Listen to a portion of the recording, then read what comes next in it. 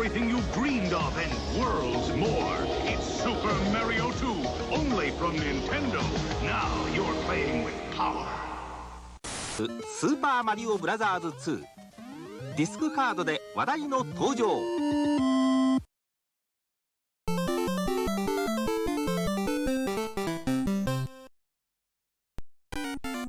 Super Mario Bros. 2. I have to cross the threshold and become a true Nintendo YouTuber by telling you the same fun fact that you've already learned 100 times. Did you know that Super Mario Bros. 2 we got internationally is actually not even a real Mario game? Most Nintendo fans are already aware that it's a Mario reskin of a game called Doki Doki Panic, with the original Japanese Super Mario Bros. 2 becoming Super Mario Bros. The Lost Levels over here. For the sake of making sure that this isn't the most confusing video ever made, since we'll be talking about two completely different games called Super Mario Bros. 2, we'll refer to Super Mario Bros. 2 Japan as its American title, Super Mario Bros. The Lost Levels, and Super Mario Bros. 2 US as Super Mario USA, its Japanese title. So, Mario 2 Japan, Lost Levels, Mario 2 US, Super Mario USA. Super Mario USA is well regarded as an absolute NES classic, while Super Mario Bros. The Lost Levels is well regarded as being a form of torture. After my development of Super Mario Bros. Video, I naturally began to look into Super Mario Bros. 2, but slight problem, Nintendo never ever talks about Super Mario Bros. 2. Okay, fine, I'm exaggerating. They reference it plenty and throughout different games, but there are very few official Iwata Asks interviews even mentioning the title. So I had to go scouring the cyberspace in order to answer my questions. How were these games developed? And why are there two games called Super Mario Bros. 2?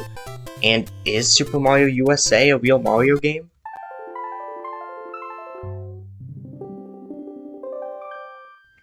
The original Super Mario Bros. 2, dubbed Super Mario Bros. The Lost Levels in North America as mentioned, began as nothing more than developers playing around with the Versus system.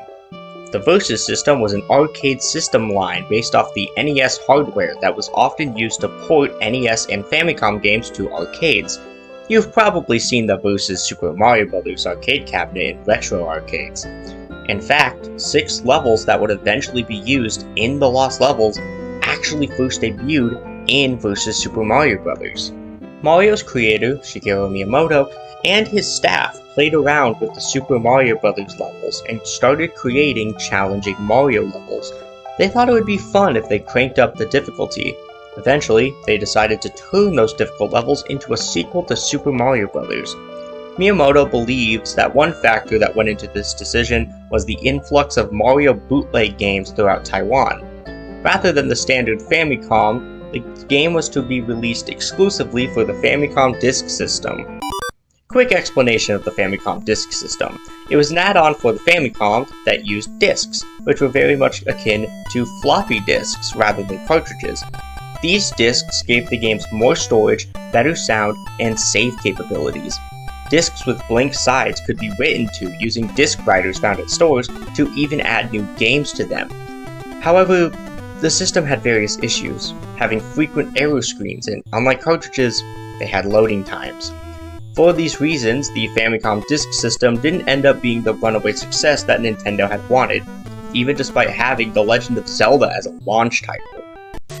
Whereas Super Mario Bros. Was designed with beginner players in mind, here the developers felt that these levels would be fun for those who had played through Super Mario Bros. Many times before.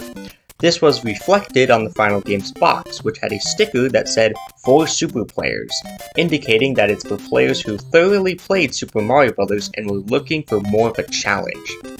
In the same interview, Miyamoto mentioned how it was fun to add levels that were strange compared to earlier games, in particular noting levels that allowed the player to defy the laws of physics. which may refer to the brand new wind stages. Trastero pointed out in this Destructoid article how the game remixes many of the concepts established in Super Mario Bros., such as bloopers floating through the air and piranha plants that still rise up even if you stand right next to the warp pipes.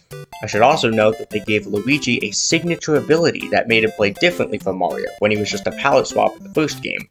He can now jump higher than Mario, but he's more slippery to control.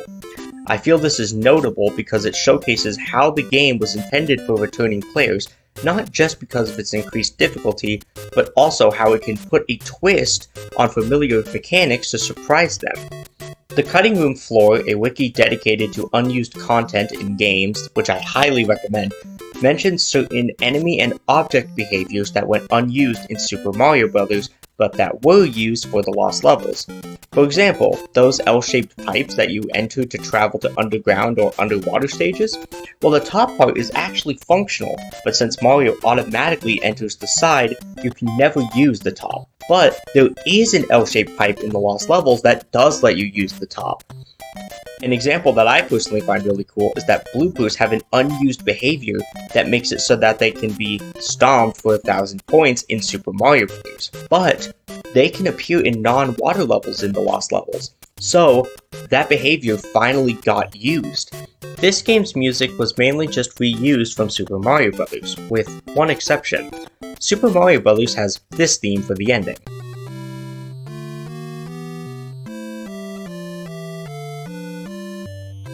Koji Kondo actually meant it to last longer, but couldn't due to memory limitations. Luckily, he was able to include his full version in Versus Super Mario Bros.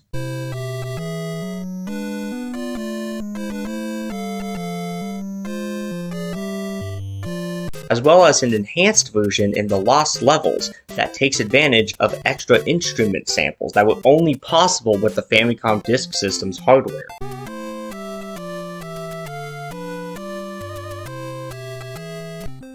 In a surprising act of mercy, considering it is the Lost Levels, they deliberately created an infinite one-up trick that could be done early on in the game. While Miyamoto never clarified exactly which one-up trick he was referring to, it seems like it was most likely the one that can be found on the first level. Thank you to YouTuber Nathan Hale Bridger for showcasing this in the All-Stars version of the game, because if I tried to do it, it would not go well. The Lost Levels was finished on May 6, 1986, eventually released about a month later on June 3rd. It managed to sell an estimated 2,650,000 copies despite the original only releasing in Japan. It would eventually be remade and released worldwide as part of the compilation title Super Mario All-Stars for the Super Nintendo, with the Famicom original eventually being released internationally for the first time on the Wii's Virtual Console.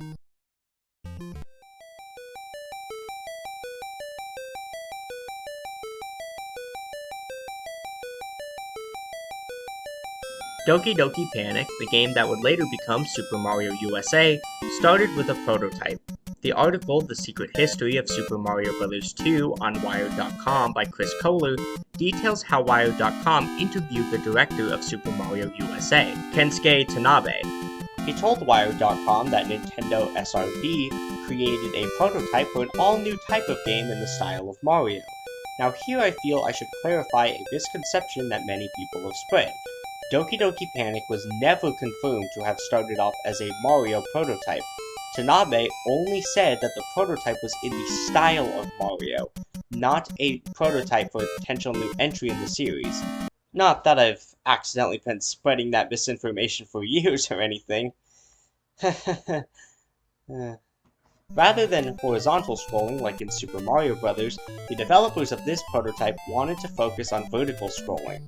The game would also be multiplayer, but unlike Super Mario Bros., it would be co-op, meaning that both players would be on screen at the same time.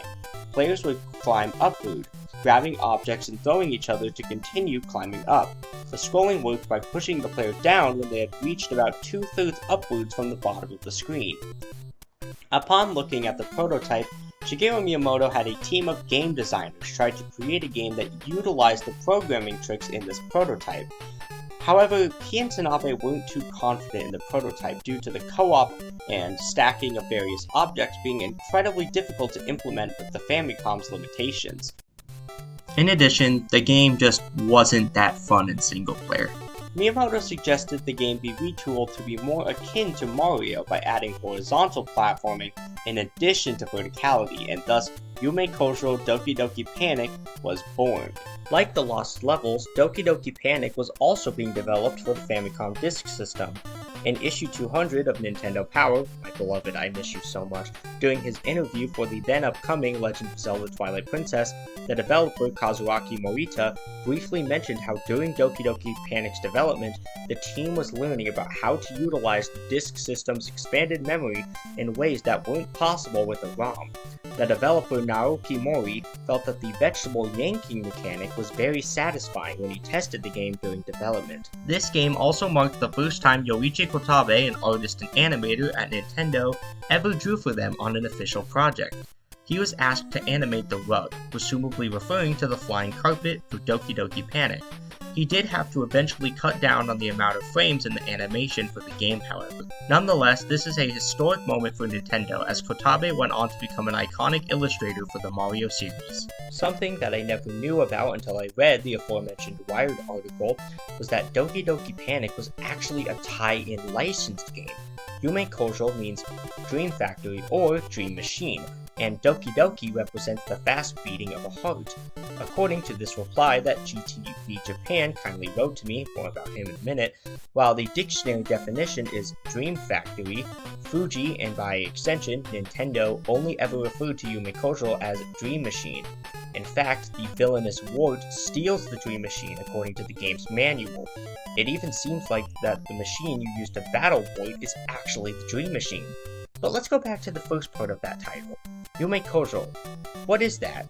The Yume Kojo event has little documentation online, especially in English, but luckily the YouTube channel GTV Japan covered it in these two underrated, incredible videos about the subject. I highly recommend watching them after this video if you are interested in learning more about Yume Kojo. They will both be linked in the description. To sum it up, Yume Kojo was a technology expo and festival in Japan that was planned for years by Fuji Television before finally happening in 1987 for over a month in Tokyo and Osaka. It had food from all over the world, concerts, street performers, and of course, awesome technology that was a glimpse into the future. But before it began, it had a huge marketing campaign the year leading up to it. It had commercials, TV episodes, music, and a video game all to advertise it. That video game, of course, being Doki Doki Panic. The Yume Kojo mascot was Imagine, a pun on the word imagine, alongside his family, Mama, Papa, his girlfriend Lena, his siblings Poki and Piki, and his pet monkey Rusa. These characters would all become a part of Doki Doki Panic. Imagine, Mama, Papa, and Lena would have to save Poki and Piki, who fought over a book and tore out the last page, ruining the happy ending of the book and allowing the evil Mami to trap them inside the book, with Rusa eluding the rest of the family. The 4 playable characters were all made to have unique abilities. They all have an Arabian aesthetic to match Arabian Nights, the main musical theme of the Yume Kojo event. Doki Doki Panic runs with that aesthetic, with elements such as the flying carpet and the jars. The title screen even features the blimp that eventually would fly over the festival. By the way, have you ever wondered why Shy Guys always wear a mask? Well, another big part of Yume Kojo was the emphasis on masks. Based on centuries-old Italian art, the Imagina masks, as they were called, were to be worn by street performers and ended up being a large part of the festival's iconography. This aspect became a major part of the video game adaptation. Enemies like Shy Guys and Snippets wore masks, Phanto was a mask, and even the doors at the end of levels were masks. There were even mask blocks. I think it goes without saying that masks became a major part of Doki Doki Panic. The game was released on July 10, 1987 for the Famicom Disk System. According to the VG Sales Wiki, the game sold 218,000 copies in Japan. I haven't played a ton of this particular version of the game, but based off my brief experience with it, I must give out an epilepsy warning to anybody who is interested in playing it, as it has certain flashing effects that honestly gave me a headache. Nonetheless, the game scored pretty well with the game reviewers of Famitsu, the Japanese gaming magazine. The game ended up as a critical success and was decently successful in Japan, but little did people know that this game would eventually explode into stardom.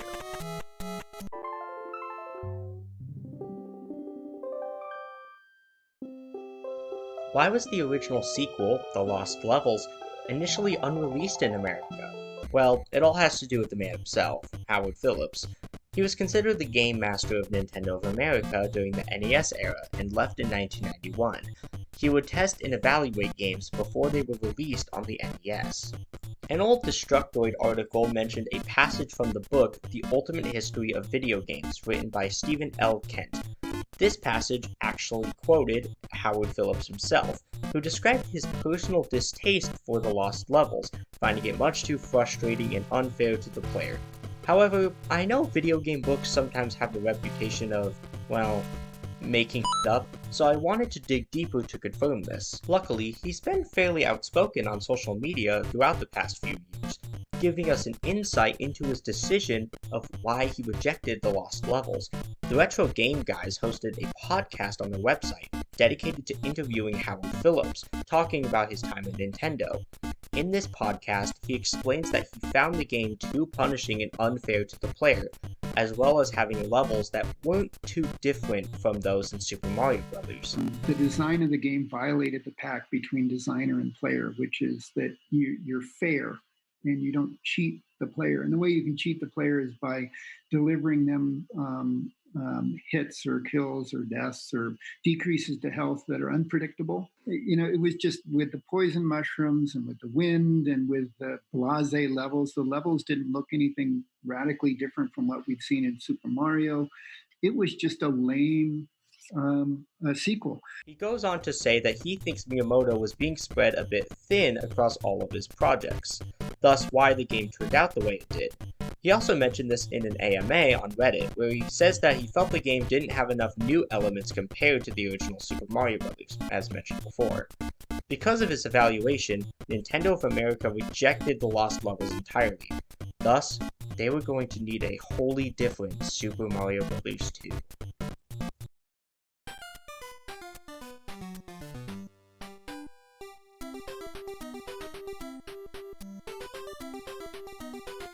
I know most people watching this video know this game as Super Mario Bros. 2, but as I said at the beginning of the video, for the sake of preventing further confusion between the two games, we're calling it by its Japanese name, Super Mario USA. After Howard Phillips' decision to reject the Lost Levels, it was decided to instead convert Doki Doki Panic for the Famicom Disk System into Super Mario USA on the standard NES, likely because the gameplay was always very similar to Mario, with Miyamoto's influence on the title being very apparent. Even Famitsu's reviews noted the similarities between Super Mario Bros. And Doki Doki Panic. Thus, it was Nintendo EAD that worked to give this game a new life. No pun intended. Part of me wonders if they also made this so that they could re-release the game after the Yume Kojo license expired. But I have literally no evidence to back that up, that's entirely personal speculation. Super Mario USA had many changes made to it. It was more than just an aesthetic overhaul with Mario slapped over Imagine. That being said, yes, all of the characters were replaced with their Mario counterparts. Imagine became Mario, Mama became Luigi, Lena became Peach, and Papa became Toad, each one inheriting their original character's special abilities. Interestingly, Mario and Luigi's abilities mirror their respective abilities from the Lost Levels, with Mario being the most well-rounded and Luigi being the most slippery but having the highest jump. Luigi in particular had some work done to his animation. According to the game's assistant director, game designer, and planner, Hideki Kono, Mama's jump was fairly slow, so it looked awkward on Luigi, so Miyamoto suggested adding the animation of Luigi quickly moving his legs back and forth while jumping, akin to what Yoshi would do later on in Yoshi's Island. The cutting room floor was a valuable resource in documenting the differences between Doki Doki Panic and Super Mario USA. Interestingly, Doki Doki Panic already did have certain Mario elements, such as the Superstar and the Power Block. Super Mario USA changed certain items into Mario items, such as the heart into the Super Mushroom, the masked platforms into Mushroom platforms, the 1-ups into 1-up mushrooms, and the big face item into the much less uncomfortable Koopa shell item. The story was also changed completely. Rather than going into a book, Mario wakes up from a mysterious dream, only to be transported into the world from his dream. Many musical tracks from this game were improved as well.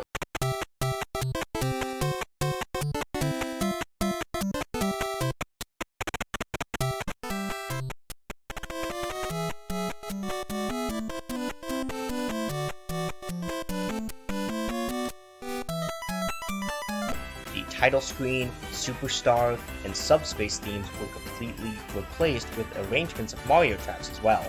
The only downside was that it couldn't use the more advanced instrumental samples due to it not being on disc but instead a regular cartridge. But another upside is that the sound effects were also changed, and for the most part it is for the better. There were even gameplay changes, some very significant. The running from Super Mario Bros. Was added to the moveset, which significantly improved the gameplay, making it much more fast-paced and fluid. There was also a new boss added to the game, Claw Grip, replacing a harder variant of Mauser. Saving was removed unfortunately since, as stated earlier, the game was no longer on a disc, meaning Nintendo would have to pay for each individual cartridge to have a save battery. Although even if they could add one, they probably wouldn't want to in order to make the game last longer, which might be why they made the other change, reducing the once unlimited continues down to a mere 2. Now, these might sound like significant downgrades, but they are the trade-off to one major advantage compared to the original. In the original, you'd have to beat every level as every character in order to get the good ending, with the bad ending ensuing if you don't. And I thought the stamps in Mario 3D World were bad, but at least those aren't integral to getting a satisfying conclusion. In the American version, there's only one ending, the happy ending. The game was eventually released as Super Mario Bros. 2 in the United States. It was a huge success, with parents lining up to buy it. This man came all the way from Indiana to get one. He came 1,000 miles just for this game? Yes. I've done 7 stores a day for 3 weeks now. I cannot find it. It even made the first cover of Nintendo Power magazine. VG Charts estimates that it sold about 7,460,000 copies worldwide. Speaking of worldwide, the game eventually made its way back to its home country with the title Super Mario USA, this time being released for the standard Famicom. It definitely had some people confused about why it was so different, and upset when they found it was quote-unquote not a real Mario game. But as you can see, not only was it already heavily based on Mario, but Super Mario USA was more than just a simple paint job. They really did inject more Mario into it. They later remade this game for the Super Nintendo as part of Super Mario All-Stars, in which you can get unlimited continues and can change characters after dying. Super Mario Advance for the Game Boy Advance was a port of this version that made a lot of interesting and cool changes that honestly make it my favorite version of the game. Super Mario Bros. 2. Both of them were games that definitely had some mixed reactions, especially the Lost Levels, but they still sold incredibly well and they both have their fans. The Lost Levels is fantastic as a sort of difficult expansion to Super Mario Bros., while Super Mario USA was great at innovating on that side-scrolling gameplay of Super Mario Bros. To create something very fresh, creative, and most importantly, fun.